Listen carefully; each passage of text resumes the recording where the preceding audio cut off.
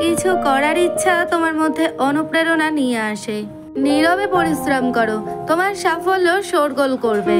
জীবনের প্রতিকূলতা থেকে পালানো সহজ, জীবনের প্রতিটি ক্ষেত্রেই পরীক্ষা আছে। যারা ভয় পায় তারা জীবনে কিছুই পায় না, আর যারা লড়াই করে তাদের হাতেই বিশ্বজগৎ থাকে।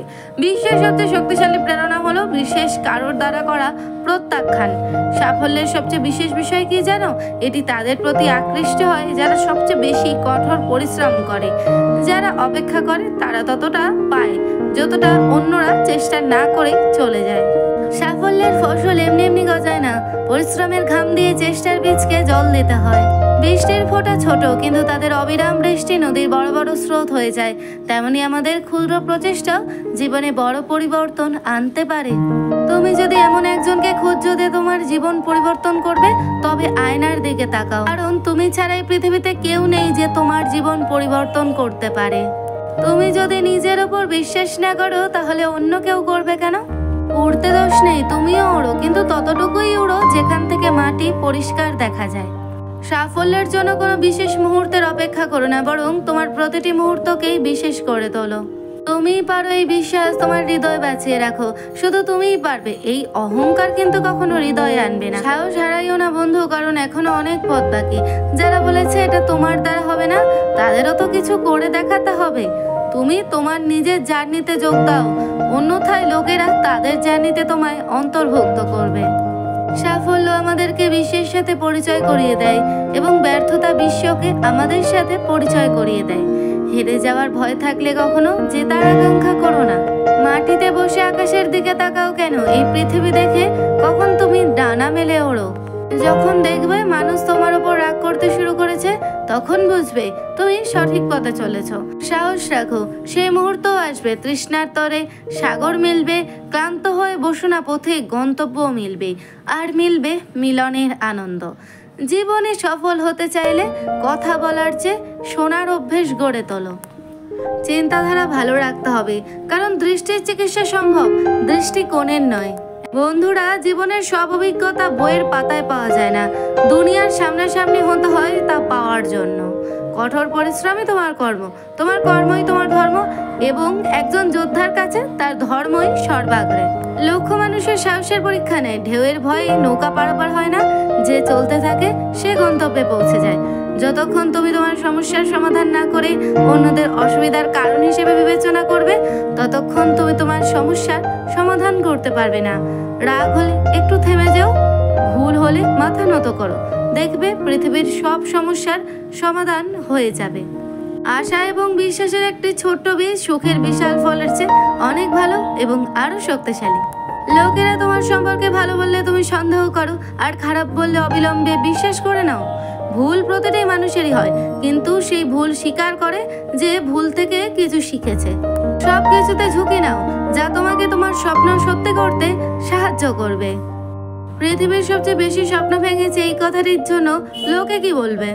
লক্ষ্য নির্ধারণের আগে 100 বার ভাবো, লক্ষ্য নির্ধারণের পর ভেবো না। নিজের উন্নতিতে এত বেশি সময় ব্যয় করো যে তুমি অন্যের সমালোচনা করার কোনো সময় না পাও।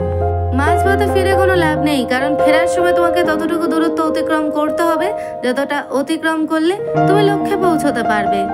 জীবনে উপরে ওঠার সময় মানুষের সাথে ভালো আচরণ করো, কারণ নিচে নামলে আবার সেই মানুষগুলোর মুখোমুখি হতে হবে। যদি তুমি সঠিক হও, তবে কোনো কিছু প্রমাণ করার চেষ্টা করো না, শুধু তুমি সঠিক থেকো, সময় তার প্রমাণ দিয়ে দেবে। সুস্থ সবল নিরোগ শরীর নিয়ে যদি আপনি আজকের দিনটা বাঁচতে পারেন, তাহলে মনে রাখবেন পৃথিবীর সকল মানুষের থেকে আপনি অনেক বেশি ভাগ্যবান। গাছ পুরনো হলে কেটে ফেলো না, কারণ সে তোমাকে ফল না দিতে পারলেও ছায়া দেবে।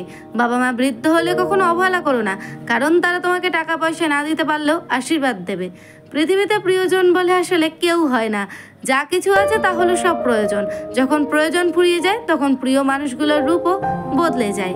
কাউকে কথা বলার জন্য বারবার অনুরোধ করার দরকার নেই, কারণ যার কাছে তোমার সত্যিকারের মূল্য আছে, হাজারো ব্যস্ততার মাঝেও সে তোমাকে সময় দেবে।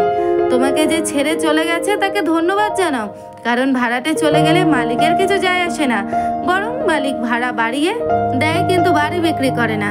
সত্য কথা একবার বলতে হয়, সত্য কথা বারবার বললে মিথ্যার মতো শোনায়, আর মিথ্যা কথা বারবার বলতে হয় কারণ মিথ্যা বারবার বললে সত্যের মতো শোনায়।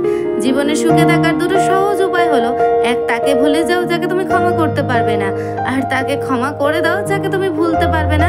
নারী, টাকা, মদকে যে আনন্দের সামগ্রী করে, পরবর্তীতে এক সময় তাদের কাছে তা বিষ হয়ে দাঁড়ায়।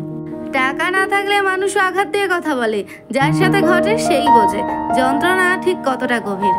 কাউকে ক্ষমা করা সত্যি একটা মহৎ গুণ, তবে একই মানুষকে বারবার ক্ষমা করা এটা হলো বোকামি। আগে খুব বকবক করতাম, এখন চুপ থাকতে শিখে গেছি। আগে সবার সাথে থাকতে ভালোবাসতাম, এখন একা থাকতে শিখে গেছি। আগে সবার সাথে হাসতে ভালোবাসতাম, আর এখন হাসার আগে দুবার ভেবে নিই। এখন সময়ের সাথে সাথে জীবনকেও বদলে নিয়েছি। কারো প্রতি ভালোবাসায় ডুবে গিয়ে দেখো, এর চেয়ে বড় নেশা আর কিছুই নেই। কারো অবহেলায় একবার বেঁচে দেখো, ভালোবাসার চেয়ে বড় প্রতারক আর কিছু নেই। ভালোবাসার নগরে পা রাখার আগে নিজেকে কঠিন ধাঁচের উপকরণ করে তৈরি করে নাও, কারণ ভালোবাসায় যেমন তুমুল সুখ থাকে, ঠিক তেমনই তার চেয়ে থাকে অনেক বেশি যন্ত্রণা। কারোর প্রতি অতিরিক্ত ভালোবাসা দেখাতে যেও না, কারণ এটাকে সে তোমার দুর্বল পয়েন্ট ভেবে তোমাকে আঘাত করতে পারে। মুখের দিকে তাকিয়ে আমরা এমন কিছু মানুষকে বারবার ক্ষমা করে দিই যারা আসলে ক্ষমা পাওয়ার জন্য কোনো যোগ্যতাই রাখে না। জীবনে মানুষ অন্তত একবার হলেও কারো প্রেমে পড়ে, আর সেই প্রেমের মোহ তার সারা জীবন থাকে। একটা বিষয় খুব ভালোভাবেই বুঝতে পেরেছি, দুর্বলতার সুযোগ নিয়ে পেছন থেকে আঘাত করার সব সময় কাছের মানুষরাই বেশি করে। যে কথাগুলো মনের ভিতর থাকে কিন্তু মুখ ফুটে বলা যায় না, সেগুলোই চোখের জল হয়ে ঝরে পড়ে। শিক্ষা শুধু বই থেকে পাওয়া যায় না, কাছের মানুষগুলোর থেকেও না অদ্ভুত কিছু শিক্ষা পাওয়া যায়।